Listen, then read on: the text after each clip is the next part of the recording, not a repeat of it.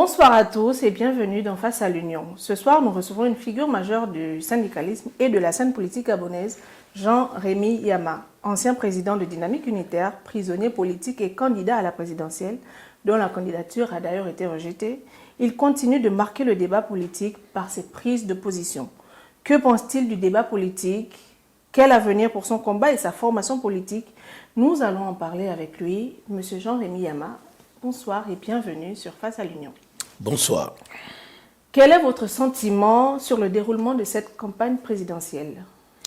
C'est une campagne qui est très en dessous de mes attentes. Comment ça? Je pensais qu'après une transition avec la diversité politique qui est la nôtre, cette campagne devait avoir plus d'engouement. Mais nous assistons à une campagne terne. Et ça peut aussi s'expliquer parce que je suis absent de la course. Et comme certains disaient, cette campagne sans Jean-Rémy Yama est comme un match amical. Quelle stratégie auriez-vous déployée justement en tant que candidat? Mais la stratégie de quelqu'un qui doit gagner et qui allait gagner cette élection, tout simplement. Alors, si vous avez quelque chose à reprocher aux différents candidats, sinon à l'un d'entre eux, qu'est-ce que ce serait? Ben, pas grand-chose, sauf qu'il y a moins d'engouement. C'est-à-dire le président de la transition, candidat à sa succession, on va dire, il fait le moindre effort, tout simplement, parce qu'il n'est pas en face d'une concurrence pitoyable, enfin, disons, une concurrence grandeur nature qui aurait été la mienne si j'étais candidat. Eh bien, dis donc. Alors, il y a certains observateurs qui justifient cette pâleur, j'ai envie de dire ainsi, par la forte présence des membres du Parti démocratique gabonais. Est-ce que c'est votre avis aussi? Bon, bien sûr, vous savez, nous avons fait ce décalage, on va dire, avec le CTRI. Moi, personnellement, je l'ai fait à cause de la présence, la très forte présence des PDGistes autour du président, à tel point qu'aujourd'hui, on doit admettre l'évidence que c'était voulu ainsi. C'est-à-dire que ce n'est pas le président qui est assiégé, eh bien, il se complaît, tout simplement, à être entouré des PDGistes. Mais il parle d'inclusion. Vous ne soutenez pas cette volonté d'inclure tous les Gabonais?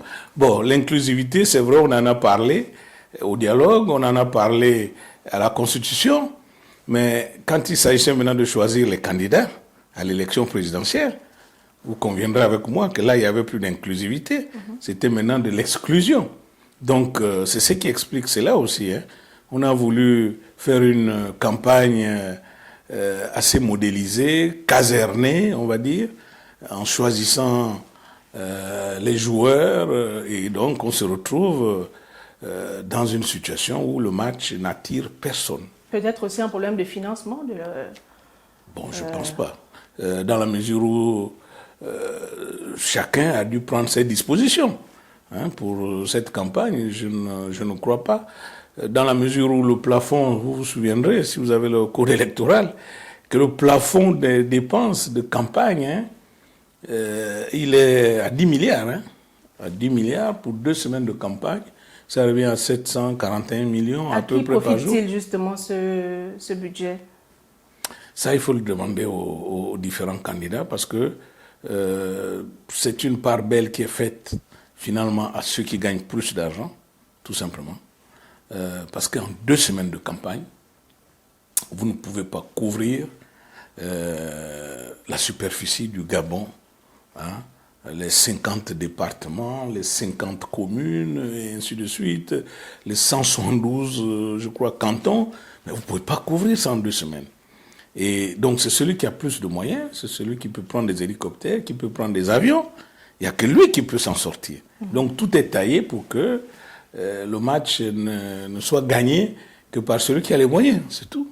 Alors justement, il y a quelques jours, à Colton Rail, vous avez déclaré que les 8 candidats étaient du pareil au même. Ne percevez-vous vraiment aucune différence dans leur projet et dans leur démarche? Non, pas du tout. Ils sont quasiment tous des pédégistes à des degrés différents. Hein? Je dis bien, je pèse mes mots. Ils sont tous des pédégistes à des degrés différents. Pourquoi vous le dites? Prenez l'exemple, le président de la transition, qui est candidat. Il a créé les bâtisseurs, n'est-ce pas? Mais qui est le coordonnateur général de sa campagne? C'est un pédégiste. Donc, vous voyez, ça aurait pu être normalement, en toute logique, ça devait être un bâtisseur. C'est les bâtisseurs qui devaient conduire la campagne du président de la transition. Donc, c'est un pédégiste, c'est des degrés différents. Billy Binze, à ma connaissance, il n'a démissionné que du directoire du PDG. À ma connaissance. Je me trompe peut-être. Mais je ne sais pas s'il a démissionné formellement du PDG. Oui, mais il y a des candidats indépendants parmi les 8. Bon, en tout cas, ce sont les deux qu'on voit. Ah, comme parce je que disais, pour vous, les autres, ils n'existent pas? Non, mais c'est comme, Ils sont moins représentatifs. c'est comme un film. Hein. Quand vous écrivez un scénario, il y a les acteurs et il y a les figurants. Donc, il y en a qui sont des acteurs, tout est arrangé, et il y a d'autres qui sont figurants, mais eux aussi, ils font partie du film. Hein. Alors, quelle aurait été la force de votre présence pendant cette campagne et qu'est-ce qui aurait permis que vous soyez président de la République? Déjà, la particularité que j'ai, que les autres n'ont pas, il faut le reconnaître. Moi, pendant 30 ans, j'ai vécu les problèmes des Gabonais. J'ai combattu pour régler les problèmes des travailleurs. Je connais leurs souffrances. Et 30 ans après, je décide maintenant d'être dans le camp de la solution. Donc, je suis celui qui connaît le mieux. Ça, c'est pas pour se vanter, mais je l'assume. Je suis celui qui connaît le mieux les souffrances des Gabonais, les souffrances des travailleurs. Et au lieu de me focaliser seulement pour les travailleurs, je mènerai même mon combat, le même combat que j'ai mené pour les enseignants-chercheurs dans le cadre du SNEC, pour les travailleurs dans le cadre de Dynamique Unitaire, mais je vais le mener maintenant pour tous les Gabonais pour améliorer leurs conditions de vie et de travail. Comment auriez-vous fait justement pour partager ou adresser votre message aux Gabonais de l'intérieur du pays? Où auriez-vous eu les financements nécessaires? Vous savez, mon positionnement et tout ce que je fais, ce sont des actes de foi. Comprenez bien, c'est des actes de foi. Dieu.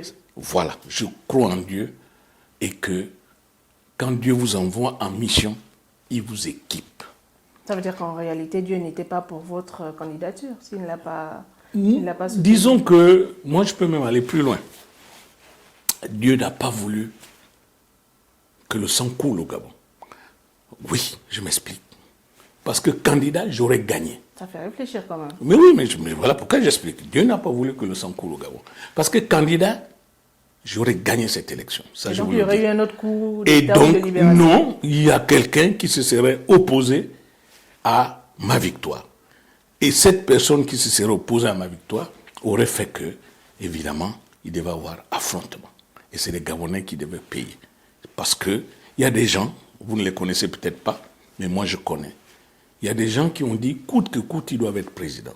Il y a des gens qui ont dit, coûte que coûte, quoi qu'il arrive, ils doivent être président. Parmi les 8 candidats, Ça, je vous dis seulement qu'il y a des gens.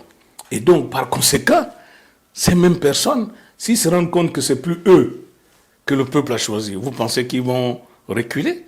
Puisqu'ils ont dit coûte que coûte, je dois être président. Mais donc, ils devaient utiliser la force. Et je crois que Dieu nous a évité d'un bain de sang. Alors, croyez-vous en une véritable restauration des institutions ou un véritable Gabon, un Gabon nouveau après cette élection? Tel que c'est parti, on sait qui va gagner. Qui va gagner? Attendez, lui-même il a dit que je n'ai aucun adversaire. On suit tous les infos. Hein? Je n'ai aucun adversaire. C'est l'acteur principal. Comme dans Mission Impossible. L'acteur principal gagne toujours. Donc, on sait.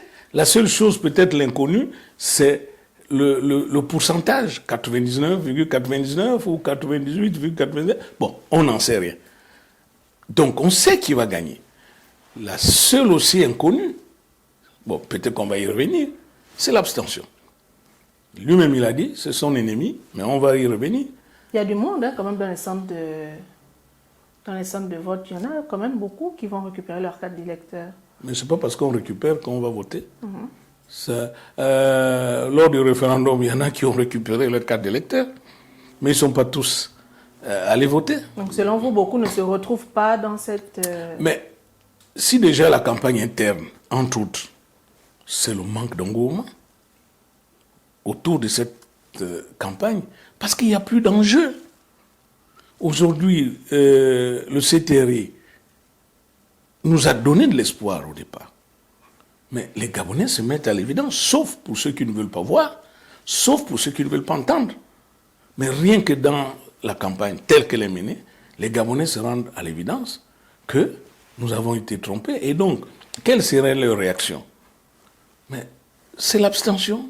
Et cette abstention, elle sera grande le 12 avril. Elle sera grande, ça je vous l'affirme. Alors, contrairement à certains de vos camarades qui ont soutenu votre candidature, vous n'appelez pas au boycott du scrutin du 12 avril. Pourquoi? L'alliance formée autour de vous est-elle déjà morte? Non. L'alliance formée autour de moi, c'était par rapport à la candidature. Ma candidature a été rejetée. Et le rejet de ma candidature par la Cour constitutionnelle est également le signe que les institutions n'ont pas été restaurées. Parce que quelle est l'institution que les Gabonais ont voulu qu'elle soit vraiment restaurée? Quelle est la principale institution? Vous avez à la restauration des institutions. Mais j'étais au dialogue. Oui, je l'assume. Et les Gabonais, mais le dialogue n'a pris aucune décision. Hein. Le dialogue n'a fait que des propositions. Et c'est le président de décider. Ce qui avait été dit au dialogue, par exemple, sur le PDG, il n'y a rien qui a été appliqué. Je dis bien rien. Ça prouve l'acquaintance, les relations que le CTRI a avec le PDG.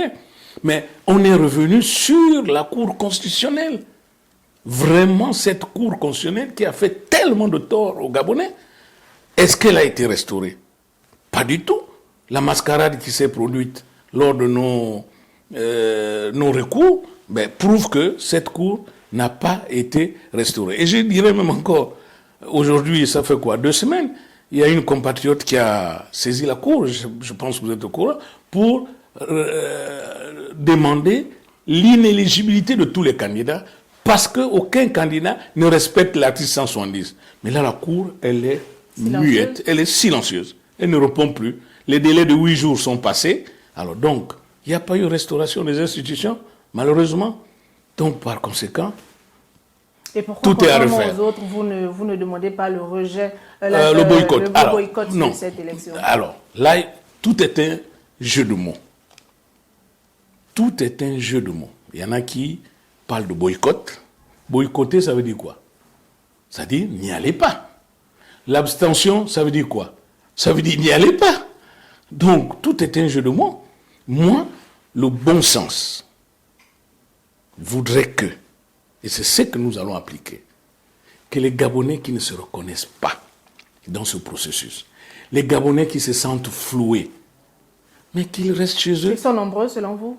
Mais je crois, oui, parce qu'ils sont nombreux, par exemple, à avoir été déçus du retrait de ma candidature. Ils sont nombreux. Et donc, ces hommes et ces femmes, mais c'est l'expression la plus logique. C'est de dire, parce que s'abstenir n'est pas une infraction. Ne pas aller voter, non, le vote n'est pas obligatoire. Le samedi, vous vaquez à vos occupations. Moi, c'est ce que je ferai samedi. Samedi, je n'irai pas voter. Et je sais que le PNTP également, mes membres n'iront pas voter. En réalité, vous appelez les Gabonais à ne pas aller voter, c'est ça? Bon, disons appel ou pas appel, ça dépend de la manière dont vous vous voyez les choses. Il semblerait, Mais moi, on a l'impression que vous avez mal mais moi, digéré le fait que votre candidature ne soit pas validée. Mais non.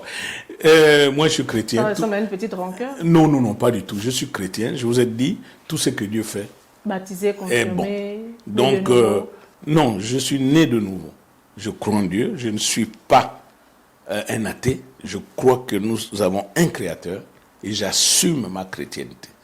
Alors, donc, j'accepte ce qui m'arrive.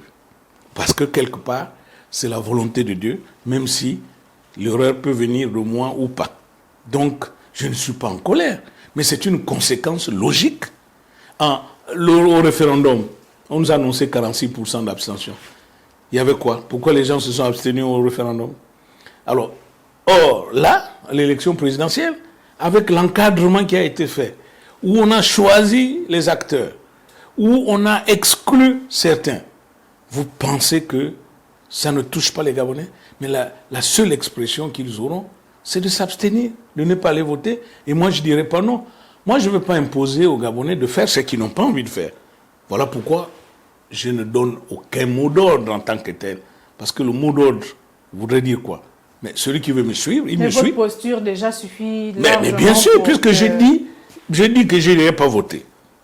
Ça, je le dis, j'assume ma décision. Mais que chaque Gabonais aussi assume sa décision de ne pas aller voter parce que c'est une mascarade, tout simplement.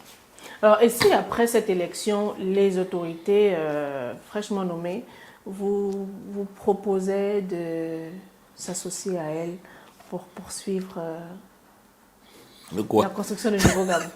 On va l'appeler ainsi. Bon, excusez-moi de rire, mais bon, écoutez, en politique, il paraît qu'il faut rien, il faut jamais dire oui, il faut jamais dire non. Mais moi, c'est pas la politique qui va me faire. Moi, c'est moi qui vais faire la politique. La politique ne va pas m'imposer une façon de faire. Ce sont mes convictions qui vont imposer un poste de ministre du Travail ou de la formation professionnelle. Mais depuis 1993, est-ce que c'est pas ce que les Gabonais vivent? Les gens se lèvent un jour, ils disent qu'on va changer tout. Après, on fait le gouvernement d'union nationale. Après, on fait les choses, on prend les mêmes, on recommence. Moi, j'ai une expression que j'aime utiliser. C'est l'expression des digues. J'ai toujours dit partout où je suis passé que le Gabon est comme un fleuve où les uns et les autres ont construit des digues pour empêcher l'eau de descendre, c'est-à-dire pour conserver de l'eau pour leur famille, et ainsi de suite. Dès que quelqu'un s'élève, on lui dit, écoute, laisse tomber ce peuple, viens toi aussi, il y a de la place, construire aussi ta digue, et ainsi de suite. Si c'est ce qu'on me propose pour venir construire aussi ma digue, pour que j'oublie le peuple, ça, c'est impossible. Maintenant, si c'est pour venir détruire les digues, pour qu'il y ait de l'eau qui coule pour tous les Gabonais, oui, je participerai à cette œuvre. Donc ça dépend. Vous m'appelez, j'y vais. L'appel, on dit chez nous, ça ne se refuse pas. Mais pour faire quoi? Si c'est pour me dire... La preuve, c'est que vous avez accepté l'appel du président de la transition. Quel appel? Vous avez été nommé. Bon, vous savez les conditions aussi dans lesquelles j'ai été nommé. Je suis à l'Union ici. C'est l'Union qui a publié le 7 octobre. Regardez l'Union du 7 octobre, vous ne verrez pas mon nom parmi la liste des parlementaires. Qu'est-ce qui s'est passé? Ça, il faut poser la question à ceux qui ont fait cette liste. Il n'y avait pas mon nom, ceux qui ont nommé. Maintenant, c'est la réaction des Gabonais. Les Gabonais ont réagi pour dire, mais enfin, quelqu'un qui a gagné une élection étant en prison, parce que j'étais candidat étant en prison, et j'ai été élu député. Et comment est-ce qu'on peut faire un parlement avec des députés et des sénateurs et il n'est pas dedans? Le CTRI a corrigé sa copie et le lendemain, le 8, j'ai été nommé. Un gracier? Non. Bon, je ne suis même pas gracié, je suis en liberté provisoire, c'est-à-dire jamais jugé. Et en 2016, c'est toujours la même chose. Alors, moi, j'ai été en prison aussi en 2016, libéré provisoirement. Bon, là aussi, j'ai été libéré le 5 septembre provisoirement. Tout est provisoire chez moi. Tout est à refaire. Je vous aime. Alors, les législatives et locales approchent justement. Oui. Votre formation politique, le Parti national du travail et du progrès, sera-t-elle en lice? On ne crée pas un parti politique pour s'endormir. On crée un parti politique pour, comme je disais, conquérir le pouvoir ou participer à l'exercice du pouvoir. Ce sont les missions d'un parti politique. Donc à chaque fois qu'il y aura un rendez-vous politique, vous pouvez être sûr et certain que le PNTP sera présent. Jean-Rémy Yama, merci d'avoir été des nôtres. Le débat politique au Gabon est plus que jamais en mouvement et chaque voix compte dans la construction de notre avenir. Nous vous souhaitons bonne chance pour la suite de pour le chemin que vous suivez. C'est moi qui vous remercie pour cette invitation et je suis toujours disposé à chaque fois qu'on m'appelle. Merci beaucoup. Merci beaucoup.